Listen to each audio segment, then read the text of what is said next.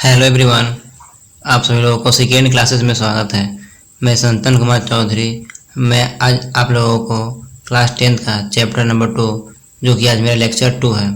आज हम लोग जानते हैं कि संतुलित रासायनिक समीकरण क्या है, इसके बारे में चर्चा करते हैं।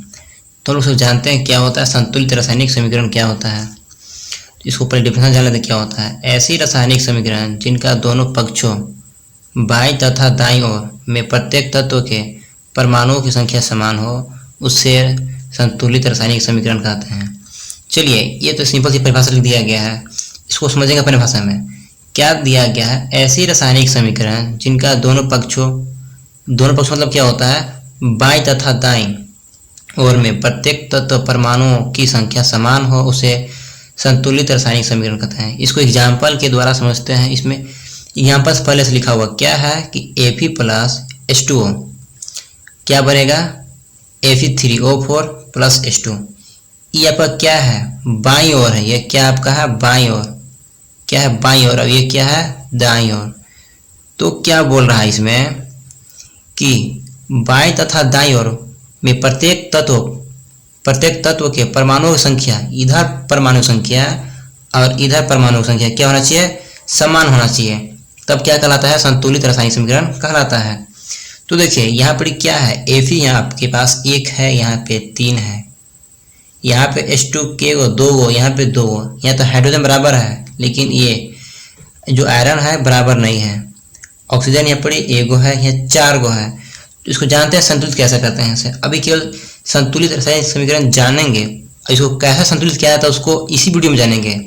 चलिए, तो अगर यहाँ पे हम 3 लगा देंगे और यहाँ पे 3 है पहले से, तो अगर यहाँ 3 लगा देंगे क्या हो जाएगा, Fe3 यहाँ पे हो जाएगा और यहाँ पे Fe3 हो जाएगा। अगर यहाँ 4 लगा देंगे, इसके जगह पे 4 लग जाएगा तो क्या हो जाएगा, 4 यहाँ 2 है पहले से, तो 4 दूनी का 8। हाइड्रोजन कितना हो जाएगा, 8। अगर यहाँ 4 लगा देंगे, 4 दूनी का 8 हाइड्रोजन, पहले से 2 यहाँ पे था। यहाँ पे अगर हम 4 लगा देंगे कितना हो जाएगा, 4 दूनी का 8। ऑक्सीजन यहाँ पे कितना था, 4। कितना यहाँ पे हो गया ऑक्सीजन, 4, यानी कि संतुलित हो गया। इसमें क्या होता, देखिए ये आपके पास क्या था, असंतुलित था। ये क्या था, असंतुलित था। अब क्या हो गया, ये संतुलित हो गया। इसी को बोलते हैं संतुलित रासायनिक समीकरण बोलते हैं। तो जिसकी इसका और एग्जांपल एक समझते हैं। अब बात कोई और एग्जांपल लेते हैं। देखिए जैसा हम समझते हैं एग्जांपल लेकर और कोई एग्जांपल लेते हैं और समझते हैं। जैसे आपके पास होता है कि नाइट्रोजन N2 होता है और अब अगर ले लिए इसमें H2 लिए, क्या बनेगा, ये आपके पास बन जाएगा ये NH3 बन जाएगा। क्या बनता है, NH3। तो इसमें देखिए अब क्या होता है कि इसमें देखिए नाइट्रोजन यहाँ पे कितना है, नाइट्रोजन यहाँ पे 2 है और यहाँ पे हाइड्रोजन कितना है, 2 है। लेकिन यहाँ पे हाइड्रोजन कितना है, यहाँ पे हाइड्रोजन 3 है। तो यहाँ नाइट्रोजन को कोई स्थिति में कितना करना पड़ेगा, यहाँ तो 2 करना पड़ेगा, तब ये संतुलित होगा। फिर संतुलित नहीं हो पाएगा। देखिए यहाँ पे नाइट्रोजन क्या होगा, 2 गो, यहाँ पे क्या गो है, 1 गो। इसके अगर 2 लगा देंगे आगे तो नाइट्रोजन 2 हो गया। लेकिन अब देखिए हाइड्रोजन क्या हो गया, 3 गो यहाँ पड़ी है और 2 यहाँ पड़ी है, 3 दूनी का 6। हाइड्रोजन क्या हो गया, 6 गो, लेकिन यहाँ हाइड्रोजन क्या गो है, 2 गो। अगर यहाँ पे लगा देंगे 3 तो क्या हो जाएगा, 3 दूनी का 6 हाइड्रोजन और 6 हाइड्रोजन यहाँ पे, 2 नाइट्रोजन यहाँ पे और 2 नाइट्रोजन यहाँ पे। तो क्या हो गया, ये संतुलित हो गया मेरा। समझेंगे कैसे संतुलित होता है, लेकिन अभी एग्जाम्पल ले लेते हैं कि ये संतुलित रासायनिक समीकरण होता है। जैसे H2S ले लिए, H2S ले लिए। अगर इसमें अगर हम ले लेंगे O2 ले लेंगे, ऑक्सीजन अगर इसमें ले लेंगे तो क्या बनेगा, H2O तो बनता है, प्लस में क्या बनेगा, SO2 बनेगा। तो देखिए क्या होता है इसमें, देखिए अगर यहाँ पे अगर यहाँ पे हम लोग हाइड्रोजन 2 है, यहाँ पे 2, चलिए हाइड्रोजन बराबर हो गया। यहाँ सल्फर के गो है, 1 गो, यहाँ पे क्या गो है, 1 गो, बराबर हो गया। ऑक्सीजन यहाँ पे कितना है, 2, यहाँ पे 2, सल्फर 1, हाइड्रोजन 1। लेकिन यहाँ देखिए ऑक्सीजन में 1 गो यहाँ पड़ी है, यहाँ पड़ी क्या गो है, 2 गो। क्या ऑक्सीजन यहाँ पड़ी हो गया 3 गो, यहाँ क्या गो है, 2 गो। तो भाई गड़बड़ा गया, ये तो बराबर नहीं है। इसको क्या करना पड़ेगा, इसको हम संतुलित करना पड़ेगा ना। तो देखिए अगर यहाँ पे 3 लगा देंगे, क्या लगा देंगे, 3, तो 3, यहाँ पे क्या हो गया, 6 हो गया ऑक्सीजन। अगर यहाँ पे हम 2 लगा देंगे, 2 लगा देंगे, थोड़ा कीजिए, थोड़ा ध्यान दीजिएगा। अगर 3 लगा देंगे तो 6 यहाँ पे हो जाएगा। और यहाँ पे कितना है आपके पास, 2 और 2 कितना हो जाएगा, 4। अगर यहाँ पे और 2 लगा देंगे तो कितना हो जाएगा, 6। 2 यहाँ पे और 4 यहाँ पे, कितना हो जाएगा, 6 ऑक्सीजन। यहाँ पे क्या आपके पास हो जाएगा, 3 का 6 हाइड्रोजन 2 हाइड्रोजन 4, अगर 2 यहाँ लगा देंगे तो हाइड्रोजन कितना हो गया 4, यहाँ सल्फर कितना हो गया 2, यहाँ सल्फर कितना हो गया 2, यानी कि संतुलित हो गया ये। इसी को बोलते हैं क्या, संतुलित रासायनिक समीकरण। इसको क्या बोलते हैं, संतुलित रासायनिक समीकरण।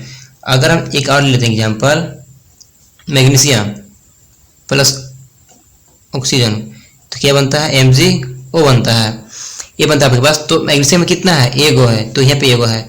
ऑक्सीजन है 2 गो है, तो यहाँ क्या गो है, एगो है। अगर 2 यहाँ लगा देंगे तो ये बराबर होगा, लेकिन ये मैग्नीशियम क्या हो गया 2 हो गया। अगर इसके आगे 2 लगा देंगे तो ये क्या हो जाएगा, संतुलित। इसको क्या बोलते हैं, संतुलित रासायनिक समीकरण। क्या बोलते हैं, संतुलित रासायनिक समीकरण। ये कैसा आपका हो गया, संतुलित हो गया। चलिए अब चलते हैं हम लोग अगले टॉपिक पे, ये समझ में आ चुका होगा। अब चलते हैं अगले टॉपिक पे। अब देखिए क्या होता है, जो रासायनिक अभिक्रिया पदार्थ ये जो इधर है तीर के बाएं साइड, तीर के बाएं साइड अभिकारक और तीर के दाएं साइड उत्पाद। समझते हैं इसको, अपनी भाषा परिभाषा लिखा हुआ है। जैसा क्या होता है, अभिकारक क्या होता है, वैसा पदार्थ जो रासायनिक अभिक्रिया में भाग लेता है उसे क्या बोलते हैं, अभिकारक कहते हैं हम लोग। जैसे क्या होता है, ये क्या किया, रासायनिक अभिक्रिया में भाग लिया है, कौन, Fe+H2। जो तीर के बाएं साइड होता है वो क्या होता है, अभिकारक होता है, और जो तीर के दाएं साइड होता है वो क्या होता है, उत्पाद होता है। तो देखिए इसमें क्या ये होता है, ये आपका जो, अगर हम लोग क्या बनाते हैं, दही बनाते हैं तो दूध वगैरह जो होता है क्या होता है, अभिकारक होता है, और उसमें जोड़न डालते हैं वो भी क्या होता है, अभिकारक। जो बनता है दही, जो बनता है मेरे को, वो क्या होता है, उत्पाद होता है। तो इसको परिभाषा क्या है, वैसा पदार्थ जो रासायनिक अभिक्रिया में भाग लेता है उसे अभिकारक कहते हैं, यानी कि इसको क्या बोलते हैं, अभिकारक। क्या कर रहा है, इसमें भाग ले रहा है ना रासायनिक अभिक्रिया में, क्या हो गया, अभिकारक। अब क्या होता है, उत्पाद। वैसा पदार्थ जो रासायनिक अभिक्रिया में क्या होता है, वैसा पदार्थ जो रासायनिक अभिक्रिया में भाग लेने के फलस्वरूप जो पदार्थ का निर्माण होता है उसे उत्पाद कहते हैं। बहुत सिंपल सा परिभाषा लिखा हुआ है, कुछ नहीं लिखा हुआ एकदम पूरा इजी परिभाषा है। तो देखिए ये क्या क्या भाग लिया, अब जो बना मेरे पास पदार्थ, जो बना है पदार्थ, क्या बना, जो बना रासायनिक अभिक्रिया के फलस्वरूप जो पदार्थ बनता है उसे क्या बोलते हैं, उत्पाद। तो ये क्या मेरे पास हो गया, ये जो बना इसको क्या बोलते हैं, उत्पाद। यानी कि हाइड्रोजन लिए और ऑक्सीजन लिए तो क्या बनता है मेरे पास, H2O बन जाएगा, जल। जो मेरे पास जल जो बना उत्पाद हो गया, और जो भाग लिया अभिकारक हो गया। मैं आशा करता हूँ आप लोग ये समझ में आ चुका होगा। जैसे कि अगर कॉपर सल्फेट लिए प्लस Fe लिए तो इसमें अगर क्या बनेगा, FeSO4 प्लस कॉपर। इधर जो बना ना ये तीर के दाई साइड ये होता है आपका उत्पाद, और जो बाई साइड होता है अभिकारक। सिंपल से जानिए क्या होता है, तीर के बाई साइड उत्पाद और तीर के दाई साइड उत्पाद, और तीर के बाई साइड होता है क्या, अभिकारक। तो ये हम लोग आशा करते हैं कि अभिकारक उत्पाद समझ में आप लोगों को आ चुका होगा। अब चलते हम लोग, एक और बड़ा टॉपिक है ये संतुलित रासायनिक समीकरण का। इसका महत्व आखिर क्या है, संतुलित करने पर आखिर महत्व क्या होता है, इसको समझते हैं हम लोग क्या होता है। ऐसे देखिए इसमें होता है एक द्रव्यमान संरक्षण का नियम काम करता है। जैसे किसी भी रासायनिक अभिक्रिया में द्रव्यमान का ना तो निर्माण होता है न विनाश, मात्र एक रूप से दूसरे रूप में परिवर्तित होता है। ये केवल मतलब इसमें होता है कि जो होता है संतुलित रासायनिक समीकरण महत्व है, उसमें एक होता है द्रव्यमान संरक्षण का नियम है, जो क्या करता है कि ना उसमें अभिकारक में ना कोई आता है और ना उत्पाद में कोई चीज मतलब कि उसमें जुड़ता है। जैसे क्या है, किसी भी रासायनिक अभिक्रिया में द्रव्यमान का ना तो निर्माण होता है, उसमें क्या होता है, द्रव्यमान का ना निर्माण होता है और ना विनाश होता है, मात्र एक रूप से दूसरे रूप में क्या होता है, परिवर्तित होता है वो चीज। अब जानते हैं रासायनिक अभिक्रिया के पहले अभिकारक एवं उसके पश्चात उत्पाद में प्रत्येक तत्व की परमाणु संख्या क्या होनी चाहिए, समान होनी चाहिए। क्या होता है, देखिए यही बोल रहा है कि जो अभिकारक में है और उत्पाद में क्या है, दोनों में परमाणु संख्या क्या होना चाहिए, समान होनी चाहिए। नाइट्रोजन यहाँ 2 गो है तो यहाँ क्यों नाइट्रोजन 2 गो है, यहाँ कितना हाइड्रोजन है 6 गो, यहाँ कितना हाइड्रोजन है 6 गो। यही बोल रहा है ये। इसमें क्या बोल रहा है, रासायनिक अभिक्रिया के पहले अभिकारक उत्पाद के प्रत्येक तत्वों की परमाणु संख्या समान होनी चाहिए, बस यही है। तो आप इसको स्क्रीनशॉट यहाँ पे इसको ले सकते हैं कि संतुलित रासायनिक समीकरण का महत्व क्या है। तो देखिए ये चीज आपके पास है ये। अब हम लोग समझते हैं अगली चीज पे। तो चलिए स्टार्ट अगले करते हैं।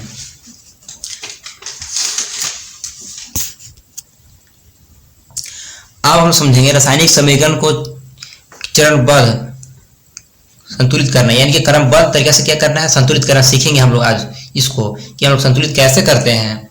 तो हम चलिए समझते हैं, हम लोग स्टेप बाय स्टेप करके समझेंगे इसको। चलिए तो स्टेप 1 में हम लोग क्या समझते हैं कि स्टेप 1 जो है बस रासायनिक समीकरण लिखकर प्रत्येक सूत्र के चारों ओर बॉक्स में बना लीजिए। क्या करना है, हमको एक तत्व लेना है, जैसे हम लोग लिए आयरन प्लस में हाइड्रोजन और क्या बना Fe3O4H2। तो क्या बोला, रासायनिक समीकरण लिखकर प्रत्येक सूत्रों को, सब सूत्र के क्या करना है, बॉक्स में बंद करना है।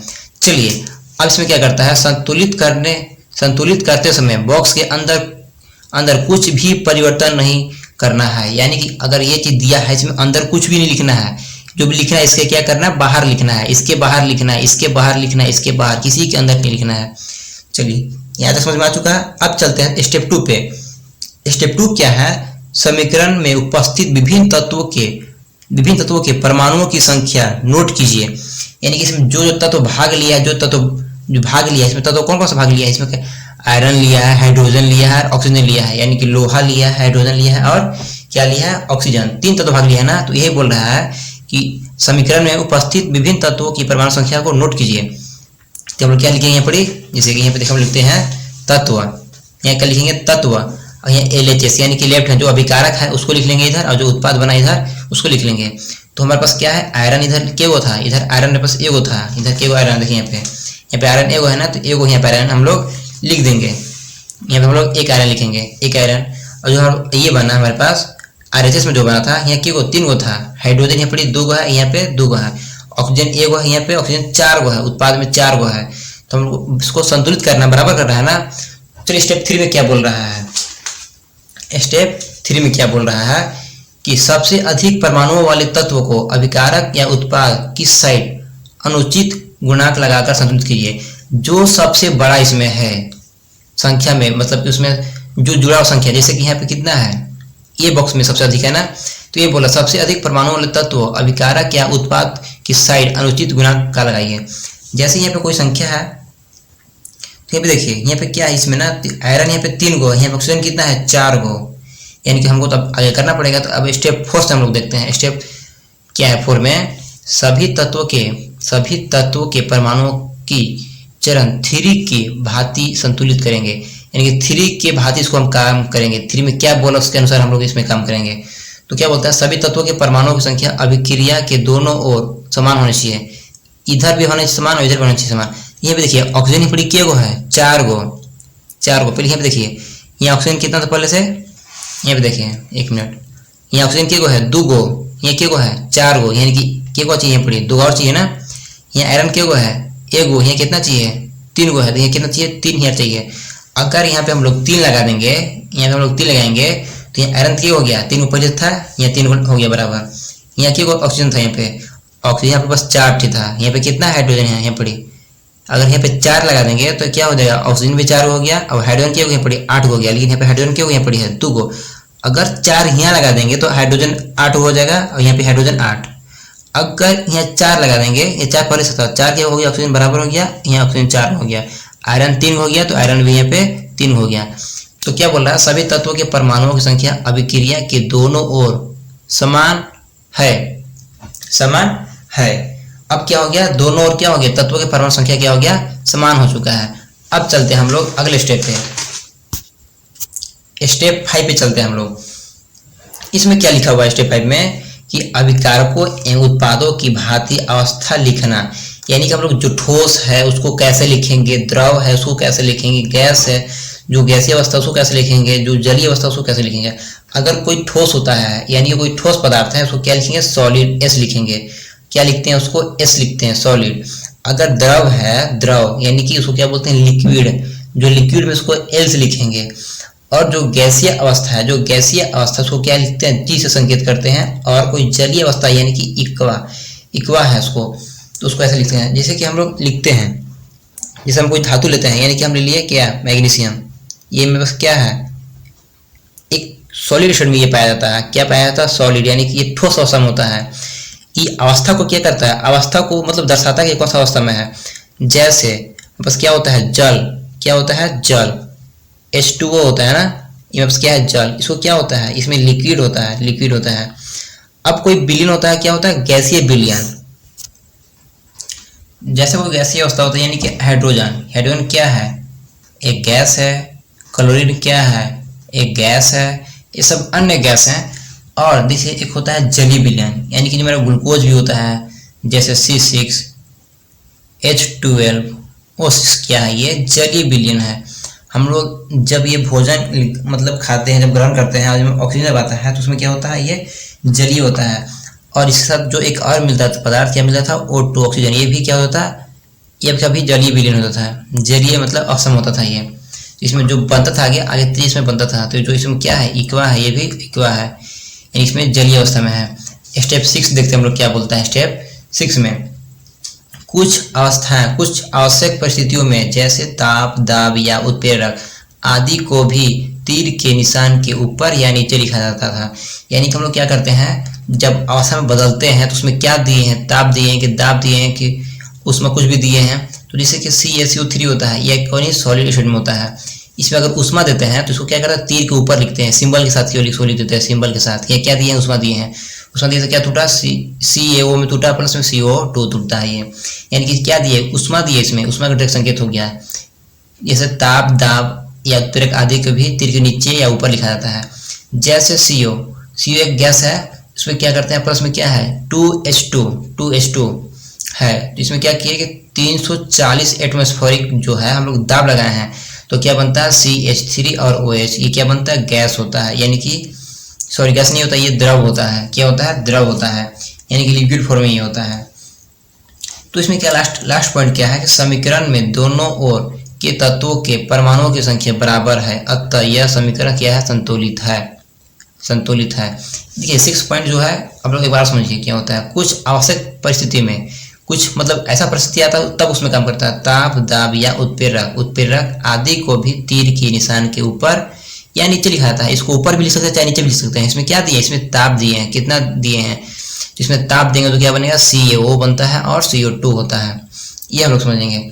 और जो ये CO होता है एक गैस, उसमें क्या करते हैं, दाब देते हैं, 340 एटमॉस्फेरिक दाब देते हैं, तो क्या बनता है, CH3OH बनता है, जो कि आपका एक लिक्विड पदार्थ है। क्या लिक्विड है। चलिए हम लोग अब आशा करते हैं कि आप लोग ये समझ में आ चुका हो गया। तो आप लोग, अगर आप लोगों को ये वीडियो समझ में आ गया है तो आप लोग इस चैनल को सब्सक्राइब कीजिए, लाइक कीजिए एंड शेयर कीजिए। धन्यवाद।